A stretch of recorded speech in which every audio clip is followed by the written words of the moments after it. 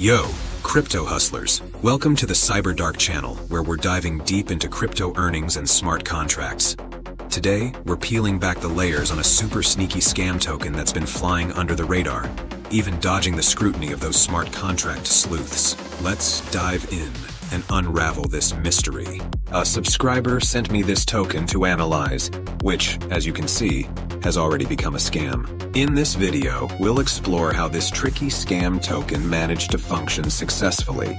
But the most important and crucial thing is, how did it happen that popular detectors didn't identify it, while it contained the implementation of the main function transfer in another smart contract? So, I opened the code of this token in Remix IDE to make code reading easier with syntax highlighting. And here, we can actually notice a quite popular pattern that occurs in almost all scam tokens when analyzing their code.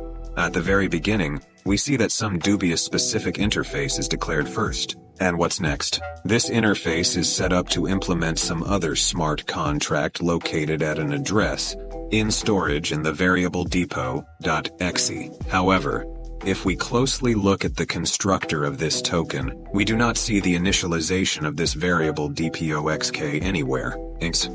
This is a pivotal moment in this smart contract, meaning that this code misleads certain automatic algorithms for detecting scam projects. It should be noted that X here is performed in a rather elegant way by a separate function called assembler, and its name directly suggests that it is implemented with an assembler insertion and it mints tokens. However, as you guessed, it does not mint any tokens. Let's break down what exactly is happening in this form. Functions. See?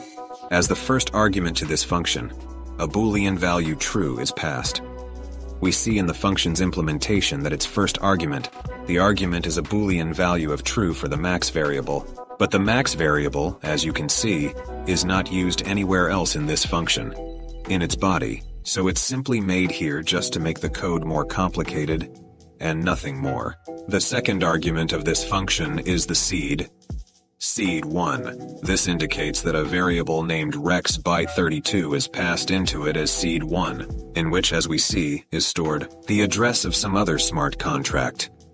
And if we check the zero layer, if we take a look at this smart contract, we will indeed find that address there.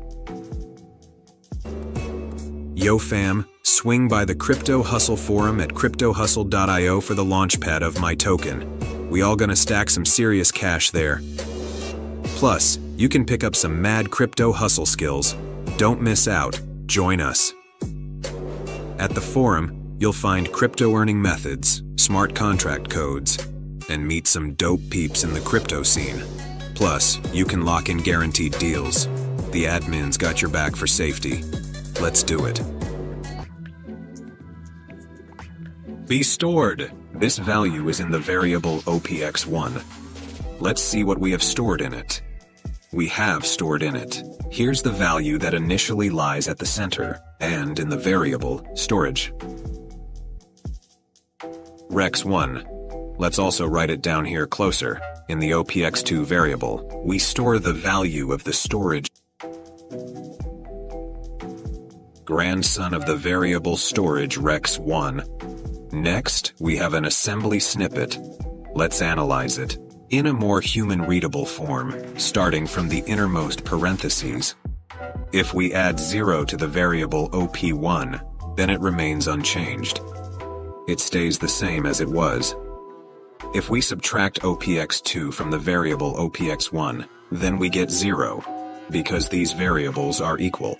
To continue the process, we need to add these two values together. To this value, we must add 0. That's exactly it, and it stays. Let's leave this value here. Next, we subtract 2 from 2. 2 minus 2 is 0. Let's record 0 here instead. And what do we end up with? We have the sstore function from argument 0, and here this value function sstorm puts to the address provided to it in the first argument.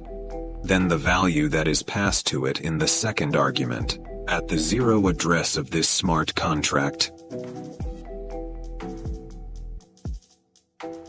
It turns out that this function is an assembly, taking the parameters that are passed to it, actually sets the value of that variable.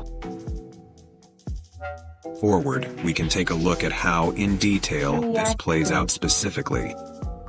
Look, we have some unusual function here, token integrity, that actually invokes that very smart contract address stored at depot.xx, and we found out what that smart contract address is.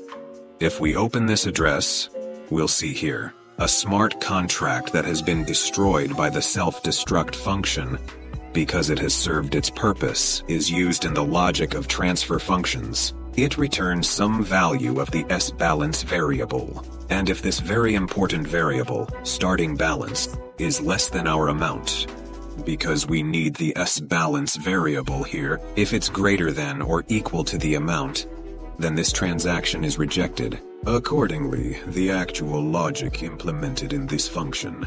We can't know for sure, probably, as in classic Honeypods. The check of who exactly is sending this transaction has been implemented. And if this transaction is sent by the owner, or a hidden owner, then this function returns us some large value, which exceeds our amount. Otherwise, it likely returns some small value, or just zero. So, we've discussed this token, and I hope my analysis was clear to you. If you liked this video, give it a thumbs up.